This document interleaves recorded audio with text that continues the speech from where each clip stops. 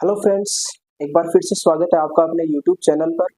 देखिए, हम क्लास 8 का चैप्टर नंबर 1 पढ़ रहे थे, रेशनल नंबर।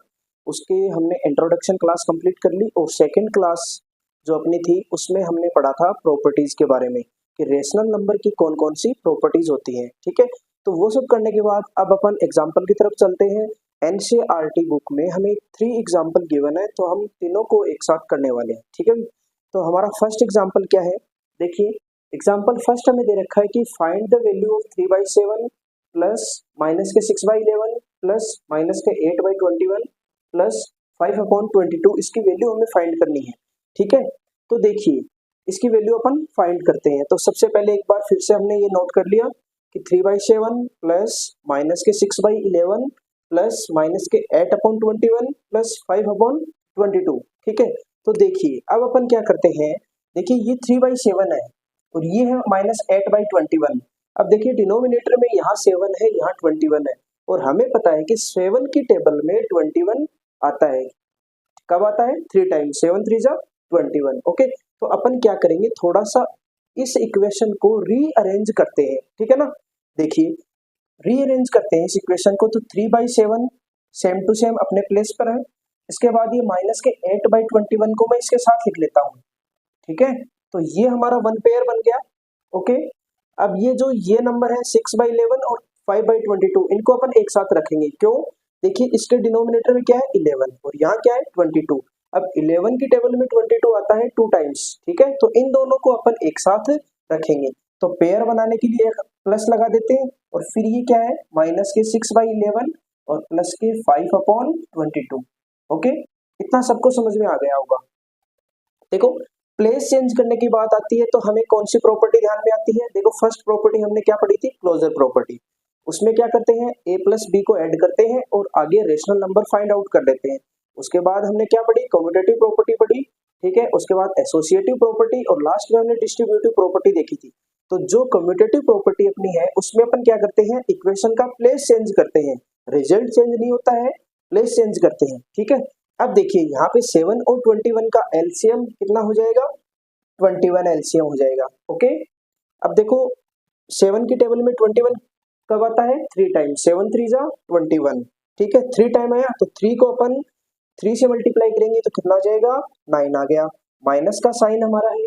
अब 21 की 21 टेबल 1 टाइम, 1 को 8 से करेंगे तो 8 आ जाएगा। तो फर्स्ट पेयर को सोल्व किया तो हमने ये निकाल लिया। उसके बाद प्लस का साइन। ठीक है, अब देखो 11 और 22 का एलसीएम कितना आ गया, 22। ठीक है, 11 की टेबल में 22 कब आता है, 2 टाइम्स। 2 2 को 6 से मल्टीप्लाई करेंगे तो माइनस का 12 आ जाएगा, क्योंकि माइनस साइन साथ में है। साइन को आपको ध्यान में रखते हुए चलना है। ठीक है ना, और आगे क्या है प्लस।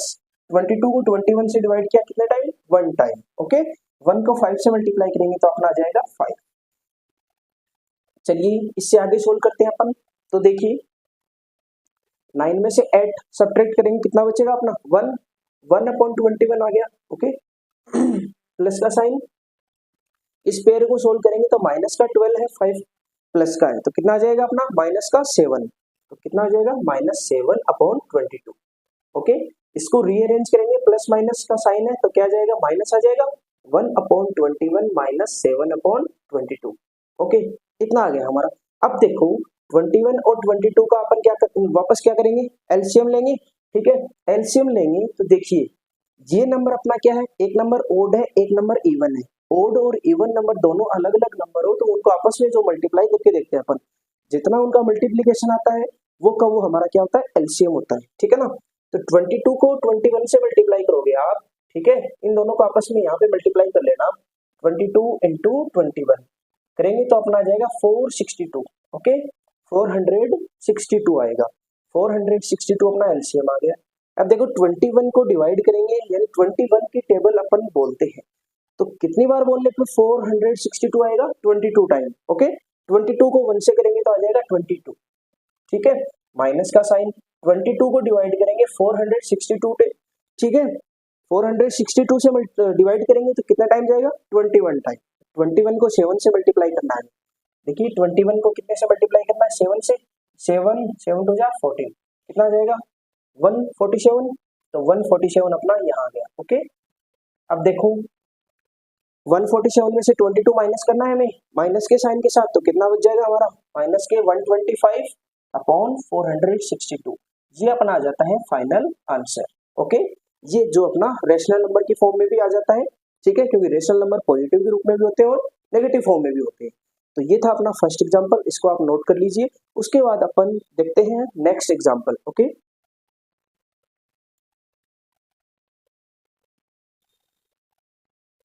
देखिए बच्चों, ये अपना है एग्जाम्पल नंबर 2। ठीक है, एग्जाम्पल नंबर 2 हमें क्या गिवन है कि फाइंड करना है -4/5 इंटू 3/7 इंटू 15/16 इंटू माइनस के 14/9। इसकी वैल्यू हमें फाइंड करनी है।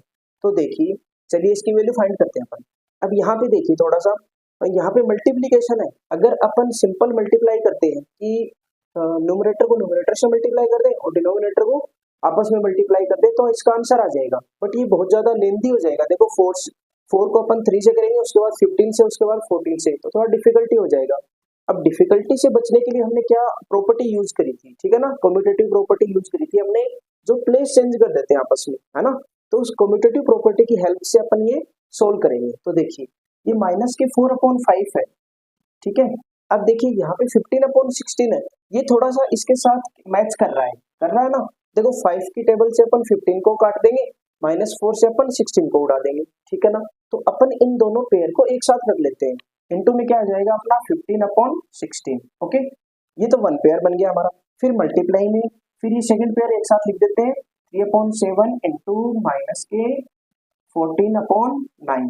ओके, ये पेयर अपना एक हो गया, ये पेयर अपना एक हो गया, ठीक है ना। अब सुनो, देखो अपन इसके जगह लिख भी सकते हैं कि using commutative property. Okay, commutative property में अपन क्या करते हैं, प्लेस चेंज करते हैं। अब देखो 4 की टेबल से इसको उड़ाएंगे, 4 1 जा 4, 4 4 जा 16, ठीक है। 5 की टेबल से उड़ाएंगे तो 3 टाइम कटेगा। ऊपर कितना बचा हमारा माइनस का 3, ठीक है, और नीचे कितना बचा 4। ओके, इस पेयर को सोल्व कर लिया हमने। ये तो आपको अच्छे तरीके से आते हैं। इनटू में देखो यहाँ से 7 की टेबल से कितनी बार कटेगा, माइनस की 2 टाइम, और 3 की टेबल से उड़ाएंगे तो 3 टाइम।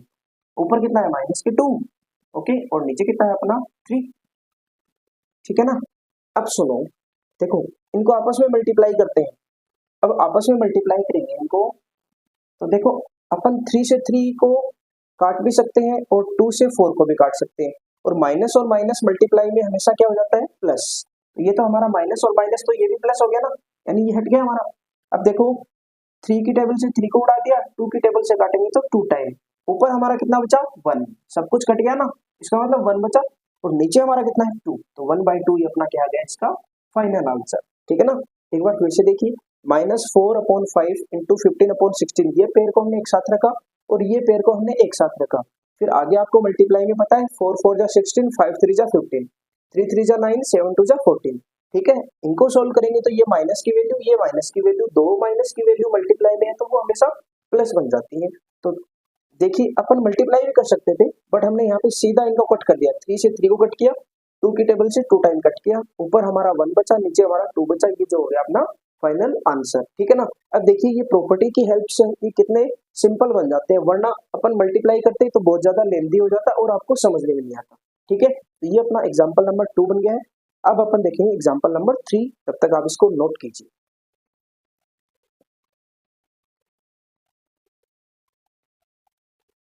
देखिए अपना एग्जाम्पल नंबर 3 क्या गिवन है, फाइंड 2/5 इंटू माइनस के 3/7 -1/14 -3/7 इंटू 3/5।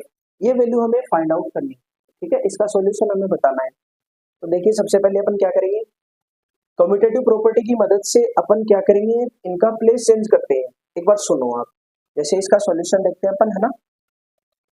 देखिए कैसे करते हैं, 2/5 को मैंने सेम रखा, ओके, इनटू माइनस के 3/7, इस पेयर को हम एक साथ रखते हैं, ठीक है ना। ये एक पेयर हमने ये बना लिया इन दोनों का। उसके बाद मैं क्या करता हूँ, ये जो पेयर है ना मल्टीप्लाई वाला, इस पेयर को पहले अरेंज कर देते हैं अपन, ठीक है ना। इसको अपन पहले लिख देते हैं, यानी इनका प्लेस चेंज कर देते हैं कम्यूटेटिव प्रॉपर्टी की हेल्प से। तो प्लस ये जो है माइनस के 3/7, ठीक है, और इनटू में 3/5, ये पेयर हमने बना लिया। और जो हमारा ये माइनस के 1/14 बचे ना, इनको अपन क्या करते हैं लास्ट में लिख देते हैं, ठीक है। तो अपन क्या लिख सकते हैं, using by commutative property, okay. Commutative property की हेल्प से हमने ये सब कर लिया। अब क्या करेंगे, इनको मल्टीप्लाई करो आपस में। 3 को 2 से मल्टीप्लाई किया तो माइनस के 6/7 को 5 से किया तो 35, ओके। सुनो, एक बार अपन क्या करते हैं, इनको मल्टीप्लाई नहीं करते हैं, इनमें से अपन कॉमन लेते हैं, ठीक है ना। देखो इस पेयर में आपके पास क्या कॉमन है, -3/7 या माइनस के 3/7 है, दोनों में 3/7 है, तो 3/7 को अपन करते हैं बाहर, यानी इनको कॉमन लेते हैं। माइनस के 3/7 को हमने क्या कर लिया, कॉमन ले लिया, ठीक है। तो यहाँ पे कितना बचा अपना 2/5, ठीक है, प्लस का साइन, यहाँ पे कितना बचा अपना 3/5, ओके, आ गया ना। और माइनस के 1/14। अब देखो हमने लास्ट में डिस्कशन किया था प्रीवियस क्लास में डिस्ट्रीब्यूटिव प्रॉपर्टी। तो डिस्ट्रीब्यूटिव प्रॉपर्टी हमारी क्या बोलती है कि कोई भी 3 रेशनल नंबर हमारे पास ए बी सी, ठीक है, और उनको इस प्रकार अरेंज करते हैं कि ए इंटू बी प्लस सी, ठीक है, यानी ए इन दोनों में कॉमन है, तो इनको अपन कैसे लिख सकते हैं, ए बी प्लस ए सी, ठीक है। ये अपनी होती है डिस्ट्रीब्यूटिव प्रॉपर्टी। तो यहाँ हमने किसकी हेल्प करी, किसकी हेल्प ली, यहाँ पे डिस्ट्रीब्यूटिव प्रॉपर्टी की, ठीक है ना। अब सुनो इसको सोल्व करते हैं। तो यहाँ पे कितना आ जाएगा, माइनस का 3/7 सेम टू सेम, ठीक है, इनटू में देखो 5 एलसीएम आएगा, 3 और 2 कितने हुए 5, 5/5 को सोल्व करेंगे तो 1 आएगा हमारे पास, इस पेयर को सोल्व करने पे 1 आया, ठीक है, और माइनस के 1/14, ओके। अब देखो किसी भी रेशनल नंबर को 1 से मल्टीप्लाई करते हैं तो वो रेशनल नंबर आता है, ये हमने कहाँ पे पढ़ा, मल्टीप्लिकेटिव आइडेंटिटी, ठीक है, वहां पे हमने देखा था कि 1 है वो रेशनल नंबर की क्या होती है, मल्टीप्लिकेटिव आइडेंटिटी होती है, ठीक है ना। तो देखो माइनस के 3/7 को 1 से मल्टीप्लाई किया तो माइनस के 3/7 और माइनस के 1/14। चलो इसका एलसीएम लेते हैं, 7 और 14 का एलसीएम क्या आएगा 14। 7 की टेबल में 14 कब आता है, 7 2 जा 14, यानी 2 टाइम, 2 टाइम को 3 से मल्टीप्लाई करेंगे तो माइनस के 6 और माइनस के 14 को 14 से करेंगे तो 1, 1 को 1 से मल्टीप्लाई किया तो 1, ठीक है। देखिए यहाँ पे देखिए अपना कितना आया, माइनस का 6 और माइनस का 1 दोनों ऐड हो जाएंगे, साइन किसका आएगा माइनस का, तो माइनस के 7/14।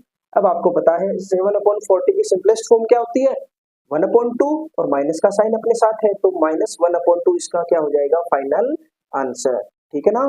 तो यहाँ पे हमने कम्यूटेटिव प्रॉपर्टी की मदद करी और डिस्ट्रीब्यूटिव प्रॉपर्टी की भी हेल्प ली, ठीक है। तो ये देखो प्रॉपर्टी की यूज से अपन जो इनको सोल्व करते हैं ना तो ये इजी सोल्व हो जाते हैं, वरना अपन मल्टीप्लाई करते हैं या फिर आपने बोर्ड मास रूल भी पढ़ रखा है, बोर्ड मास रूल को भी अप्लाई करना होता है तो उसमें आपको डिफिकल्टी लगती है, ठीक है ना। तो ये आप नोट कर लीजिए, इसके साथ ही अपने एनसीईआरटी की जो 3 एग्जाम्पल गिवन आपको वो तीनों हमने कंप्लीट कर लिए हैं। अब नेक्स्ट वीडियो में अपन एक्सरसाइज 1.1 जो आपकी गिवन है उसका कंप्लीट सॉल्यूशन करने वाले हैं, ठीक है। यहाँ तक अगर वीडियो पसंद आई है तो वीडियो को लाइक जरूर करें और चैनल को सब्सक्राइब करना ना भूलें। Thank you.